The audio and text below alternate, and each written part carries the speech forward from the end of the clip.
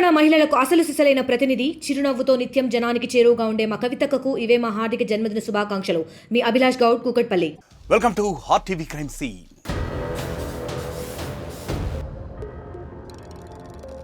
వివాహేతర సంబంధాల కారణంగా భార్యాభర్తల బంధాలు ముక్కలైపోతున్నాయి.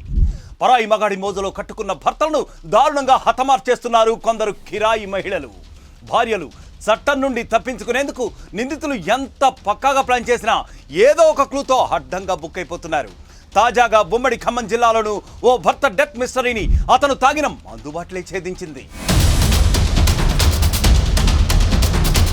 భద్రాద్రి కొత్తగూడెం జిల్లా పాల్వంచ పట్టణం పేట చెరువులో పుట్టల నరేష్, రజిత దంపతులు నివసిస్తున్నారు.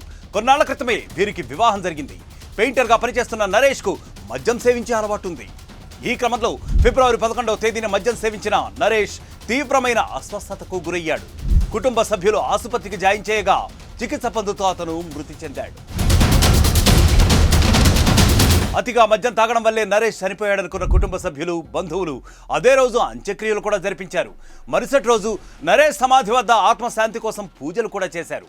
ఆ తర్వాత ఇంటికెళ్లిన బంధువుల్లో ఒకరు బొజ్జ వెంకటేశ్వర్లు నరేష్ చనిపోయే ముందు రోజు తాగిన మద్యం బాటిల్ను చూశాడు. అందులో మద్యం ఉండడంతో అతను కొంత సేవించాడు. ఆ వెంటనే వెంకటేశ్వర్లు కూడా అస్వస్థతకు గురయ్యాడు. దీంతో బంధువులు అతన్ని కూడా ఆసుపత్రికి తీసుకెళ్లారు. అయితే వైద్యులు చెప్పింది విని నరేష్ కుటుంబ సభ్యులు ఒక్కసారిగా షాక్కు గురయ్యారు, నిర్ఘాంతపోయారు.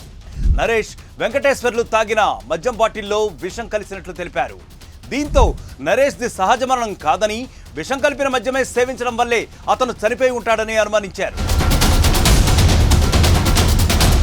ఫిబ్రవరి 17వ తేదీన నరేష్ మృతిపై అనుమానం వ్యక్తం చేస్తూ పోలీసులకు ఫిర్యాదు చేశారు. దర్యాప్తులో భాగంగా పూడ్చిపెట్టిన నరేష్ మృతదేహాన్ని వెలికితీసి పోస్ట్ మార్టం నిర్వహించారు. నరేష్ సేవించిన మద్యం బాటిల్ను ఫోరెన్సిక్ ల్యాబ్కి పంపించారు. పోస్ట్ మార్టం ఎఫ్ఎస్ఐ రిపోర్టుల్లో మద్యం బాటిల్లో పురుగుల మందు కలిపినట్లు నిర్ధారణ అయింది. దీంతో కేసు మరొక మలుపు తిరిగింది.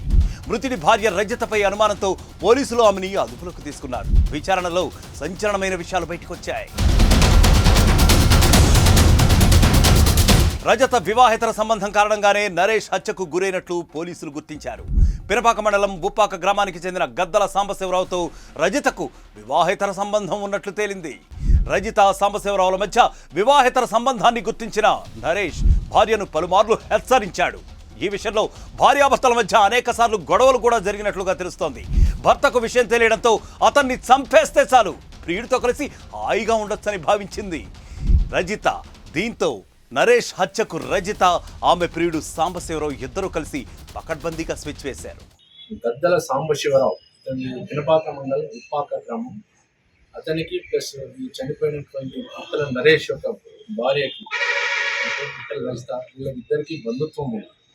ఈమె అతనికి మరదల వరుస అవుతా ఉన్నది. వీళ్ళిద్దరికి వివాహేతర సంబంధం ఉన్నదని ఆ విషయము ఇతను చనిపోయిన నరేష్కి తెలిసి కొన్నిసార్లు గొడవలు అయినాయి. పద్ధతి మార్చుకోమని చెప్పారు.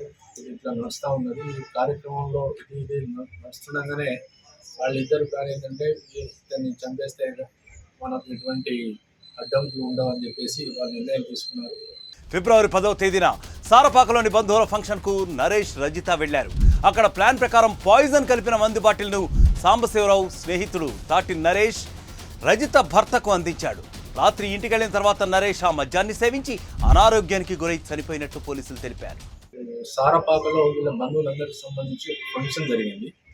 ఆ ఫంక్షన్ జరిగిన రోజు 11వ తారీఖు రోజు ఫంక్షన్ జరిగిన రోజు అక్కడికి ఈ సాంబశివరావు ప్లస్ ఇంకొక నిందితుడు నరేష్ అని ఇద్దరు కూడా వాళ్ళు వేసిన ప్లాన్ ప్రకారం ఏంటంటే ఒక ఎరువులు మందు షాప్లోకి వెళ్ళి ఒక పాయిజన్ తీసుకొని ఇతను ఎలాగో ఇతనికి మద్యం సేవించే అలవాటు ఉన్నది కాబట్టి పుట్టల నరేష్కి ఇదివరకు కూడా గతంలో కూడా చాలాసార్లు కూర్చొని మద్యం తాగడం అంత కార్యక్రమాలు జరిగేది. సో ఒక పాయిజన్ తీసుకొని ఆ పాయిజన్ని లిక్కర్ బాటిల్ తీసుకొని లిక్కర్ బాటిల్కి ఇంజెక్షన్ ద్వారా నింపారు. ఇంజెక్షన్ తీసుకొని ఇంజెక్షన్ ద్వారా తెలియకుండా నింపారు. దాంట్లో నింపిన తర్వాత వాళ్ళు అనుకున్న ప్లాన్ ప్రకారం దానికి సారపాకకు ఇతను మామూలుగా ఫంక్షన్కి అటెండ్ అయ్యిండు నరేష్. సాంబశివరావు ఇంకా అతనితో పాటు సహనిందుకునేటువంటి నరేష్ ఇద్దరు కూడా అనుకున్నట్టుగా ఇంటికి వెళ్ళి మందు తాగు ఎంజాయ్ చేయాలంటే చెప్తారు. అతను ఏమి తెలియనట్టుగా ఆ బాటిల్ తీసుకొని వచ్చేసి పాలు వంచాక వచ్చేసి ఆ రోజు నైట్ అతను ఇచ్చినటువంటి సాంబశివరావు నరేష్ ఇచ్చినటువంటి బాటిల్లో ఉన్నటువంటి లిక్కర్ తాగడం జరిగింది. ఆల్రెడీ దాంట్లో పాయిజన్ కలిపారు వాళ్ళు. ఏంటంటే మామూలుగా అయితే రొటీన్గా గేమ్ చేయించి అలవాటు ఉంది కాబట్టి తాగాను. తాగిన తర్వాత సేపటి తర్వాత నైట్ పంపించాను. కానీ ఆ విషయం అక్కడ ఎవరికి తెలియదు. నరేష్ను ప్లాన్ ప్రకారం హత్య చేసిన రజిత, సాంబశివరావు, అతని స్నేహితుడు తాటి నరేష్ను పోలీసులు ఇప్పుడు అరెస్ట్ చేశారు. వివాహేతర సంబంధం కారణంగానే ఈ ముగ్గురు కలిసి అతని హత్యకు పాల్పడ్డట్టు తెలిపి ముగ్గురిని కూడా రిమాండ్కు తరలించారు.